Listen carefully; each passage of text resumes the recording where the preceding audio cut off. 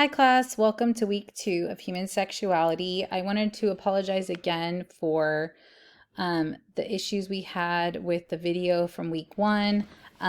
When I contacted the person who designed this course, I think the video has since expired since the original time that they made the video.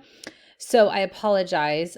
We did look through the rest of the videos, so we shouldn't have an issue for the future weeks, but we did have one for the first week. So I apologize. Don't worry about it. It shouldn't affect the ability for you to answer your discussion board from week 1. I will start grading those as of today. But I just wanted to give you a heads up about that. Some of you inquired. Others of you may have not gotten a chance to even look. But anyways, I just wanted to clarify that. I'm excited to walk through this course with you, and today we're talking about sexual desire issues in regards to arousal with women and sexual dysfunction. And so the thing about sex in general is when you're working with people is everyone's comfort level in this subject matter is very different, right? You got some clients who are very comfortable. You have other clients who might be very shy or feel very awkward or talk about things in terms of like car parts because they don't know how to comfortably say the proper terminology of our body.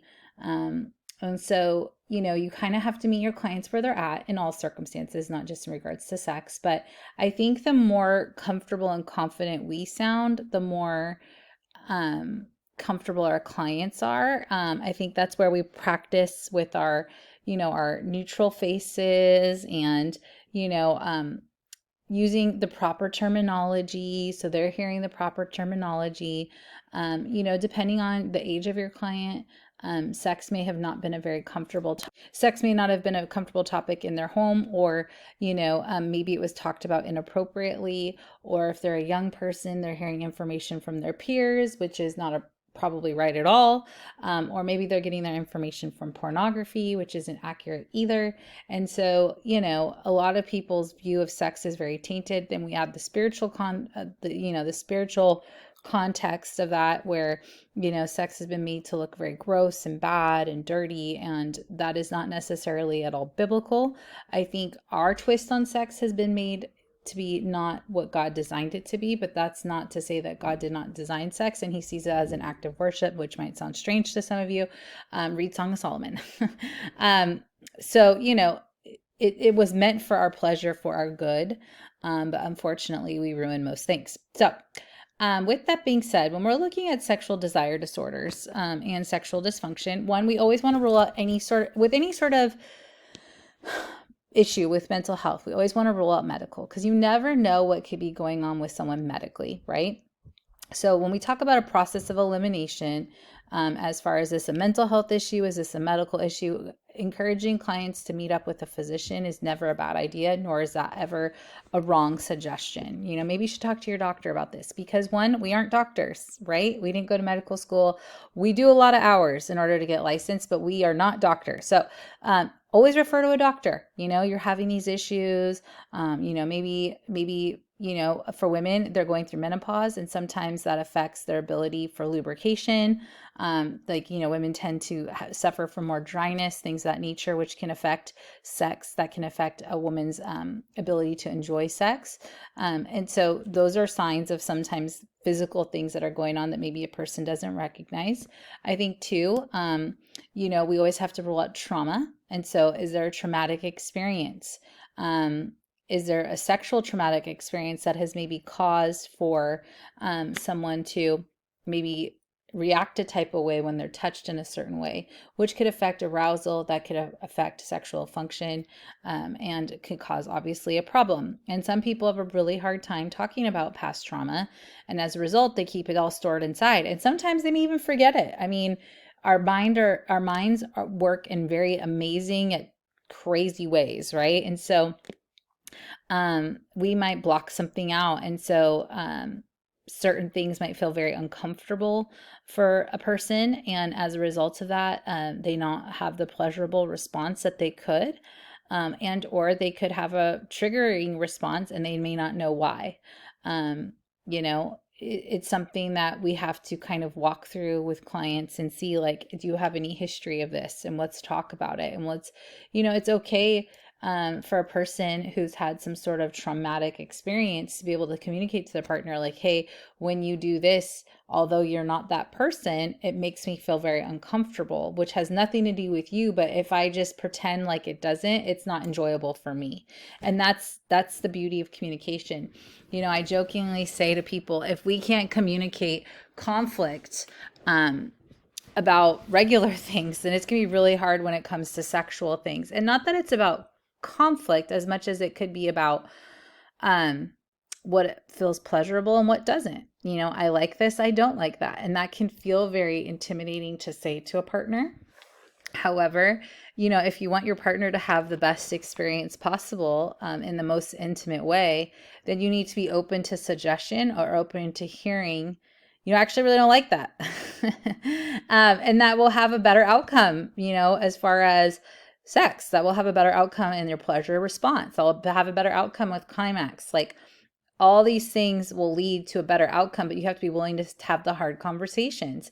Sometimes the hard conversations, somebody could take it very personal when it has nothing to do with the person and has everything to do with just what a person likes. It wouldn't matter who was doing it to them. It just wouldn't be comfortable, whatever that may be.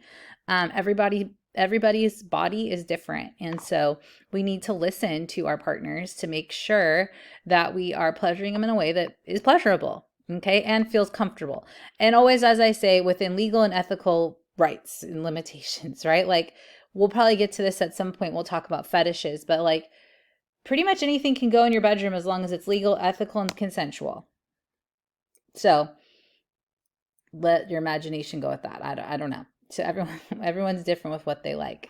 But when we talk about women and some of the arousal disorders, some of those can look very different, right? We know sometimes some of the stereotypical arousal disorders with men, but women have arousal disorders too. Now, the hormonal factors.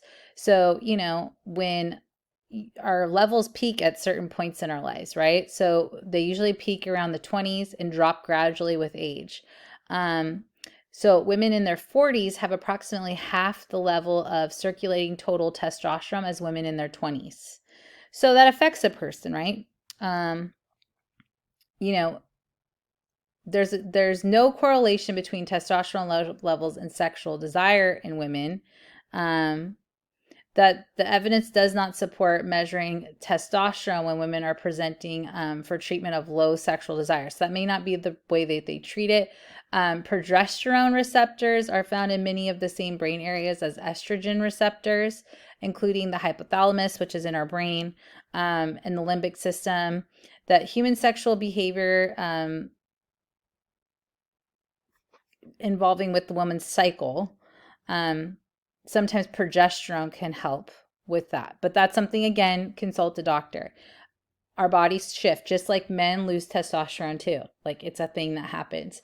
So it's part of the aging process, whether we like it or not, but it can affect how things affect us. Like, how your sexual experience may have felt in your 20s might look different in your 40s. How it may have felt after having a bunch of babies might look different. Like, things are different. Your body changes. Some women are totally like, they don't even think about it. Oh, like, why would that affect me? And it's like, well, hello, like, everything's shifting in your body, right? But that's where we come in as clinicians, and we can be like, have you thought about this? Have you started to experience this? Like, this is sometimes stuff that comes up with menopause. This is sometimes stuff that comes up with perimenopause. This is stuff that comes up post-menopause. But, people don't really correlate like, oh, that will affect my vagina. Oh, that affects my hormones, which then affect my vagina. Like, those are things that people don't feel comfortable talking about or maybe acknowledging. And that's where we as clinicians can bring those kinds of things up. If it's couples therapy, we can talk about it as a couple. Sex is a big part of a relationship. We have to be willing to talk about uncomfortable things because we want a better outcome. Most people want to have a pleasant, pleasurable sexual experience, and they don't want to not have sex anymore because usually that's not okay for everybody. Okay. And so, it's one of those things for us to talk about and to be willing to talk about with our clients. And so, we have our social cultural, influences that are usually not good or realistic. Unfortunately, pornography has ravaged our world and is so sick and twisted, um, and not really real life. And so if partners are looking for porn to happen in their bedroom, they're going to be bitterly disappointed because porn people are paid. So, if you're looking for your partner to do something that seems out of this world, but like someone on the TV can, well, they're getting paid by the hour. Okay. So, some of those things, women are comparing their bodies to. Our bodies, real people's bodies don't look like that. Real people don't necessarily look a type of way as someone on the TV. And so just things to be mindful of like what people are comparing themselves to, what they think a response should be. We can talk about this more probably when we talk about male sexual dysfunction, but just in the sense of just how porn has really affected like satisfying, how porn has affected the ability to have a satisfying sexual relationship, which sounds strange, but it's so very true. It has deeply affected people and their ability to have pleasurable sex. So again, going back to women's sexual dysfunction. So we have a little acronym here, FSAD, female sexual arousal disorder.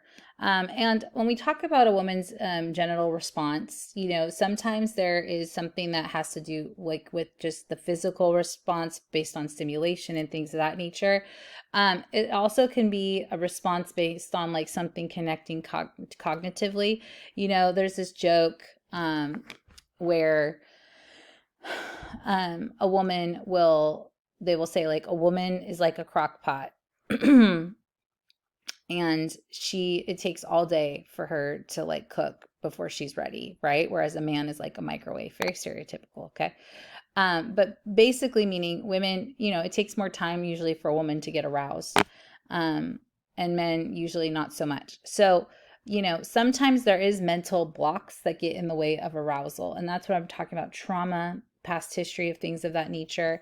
Maybe it's being able to relax and to not be thinking about 1,000 things. Usually if a woman's mind is somewhere else, then it's hard for her to stay present in her body, which means she won't elicit the same sexual response.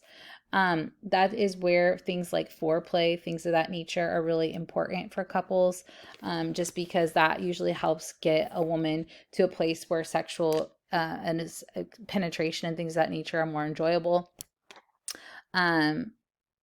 But again, there could be a medical condition or something of that nature that could be affecting it, and or the status of the relationship, right? If you and your partner aren't doing well, the husband, wife, whatever, aren't doing well, usually sex isn't going to be as enjoyable because probably one person doesn't want to do it, or they're doing it for the other person or for not the right reasons. And as a result of that, there could be some issues in the bedroom, right? Where it's like not good. People are just kind of like yawning as they look up at the ceiling. Like those kinds of things aren't great, And so to be able to talk about it is really important. I've talked with a lot of different couples who, maybe they didn't know a lot about sex like pre-marriage, and that's why premarital counseling is so good. It's not wrong to never have had sex before marriage. Like if anything, it's very endearing, and I think there's a reason that God intended sex to be that way because of all the stuff that comes into a relationship as a result of multiple partners. Not saying judgment, I'm just saying there's a reason, right? There's a reason, but you don't know what you don't know, and so there's a level of trying to navigate, but some people don't understand foreplay and things of that nature, and so that's where some education comes in, maybe some good suggested reading. There's some books, A Gift of Sex, intended for pleasure, things like that, which are great books for people to read. Knowledge is power. If you want to get better at something, learn about it, right? But you can learn about it in an appropriate way, which isn't showing anything that's wrong or maybe could trigger someone in regards to pornography or things of that nature. There's a lot of options out there. It's just finding the right options. Okay. So again, it's trying to navigate the physical and the non-physical emotional stimuli to see which is it that's causing the hang up here. And maybe it has to do with the relationship problem that's causing the arousal problem, right? Maybe it's something biologically going on. There could be a couple different issues, but again, we want sex to be satisfying to both people.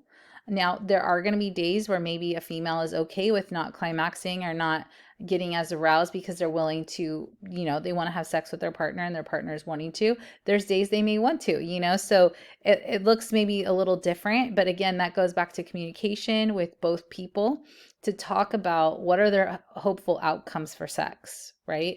What are realistic things? Like sometimes with couples, they have these expectations, oh, we're going to have sex every day, which if that works for them, great, by all means, have at it. But for some people, that's not going to be doable or realistic, or they have kids and kids ruin everything, right? I say that jokingly, but kind of truthfully. And so they're tired. And so we have to talk about time frame. We have to talk about, morning. We have to talk about options, because again, if we don't talk about it, you can have in your mind how you think it should be, and then how it actually is very different. And then we're disappointed, and that's how we create resentment and frustration and all those kinds of things. Some people are really embarrassed to say that sex is painful to them because they don't want to disappoint their partner. Again, it could be very uncomfortable. But again, we as clinicians get to kind of coach them and walk them through having these hard conversations, maybe even make light of it a little bit so it doesn't have to feel so tense and, uncomfortable, but super helpful, super, super helpful for them. A lot of couples try to stay away from that conversation, and I just bring it up because it's an issue. It's an issue. Most of the time, the issue is that people aren't having sex. So that's a lot of times the issue, but there's usually reasons why. And it's being willing to talk about that. There could be infidelity. There could be, physical change. There could be emotional issues that are happening. And so as a result, the desire to have sex is very limited. Things of that nature, and I think it's understanding too that men and women are different, and that's okay. Now, you may not have a stereotypical male or female, and maybe the female is more wanting to engage and the male isn't. That's not weird or uncommon. Those things are true too. I'm kind of touching on what's stereotypical, but you could have any variation of any of these things come into your office. And it's just us not being afraid to ask the hard questions to get to the real issues. We want to get to the real issues of people. We want to be able to talk about the hard things, because if we can't bring it up as a clinician, they're definitely not bringing it up as at home. If they can't bring it up as an individual, they're not talking to anybody about it. And the person you should be able to talk to about the hard things is your therapist, because they don't have to see you every day. They don't go home with you. They're mandated to keep secrets in a sense, right? Like assuming it's legal, ethical, and not a cause for mandated reporting, right? So we should be the ones they could talk to those things about. Now, is it going to be easy? No, but we have to be willing to bridge that gap and open the doors of possibilities and talk about hard things and work through hard things so we can get a better outcome. And that is going to be your role in communicating sex. We want a better outcome for our couples, our individuals, whoever that may be, helping them better understand themselves physically, emotionally, mentally, spiritually, even in the realm of sex. It's important. It's part of who we are as people. It's part of something God designed, and we want to use it appropriately and efficiently and get the outcome God intended, which is pleasure. So I hope this is helpful. There's further reading. There's a few chapters, so I'm sorry, guys. But I don't remember right now off the top of my head if there's another video this week, but they should be working. If there's any hang-ups or hiccups, just let me know, message me. I hope you have a fantastic week.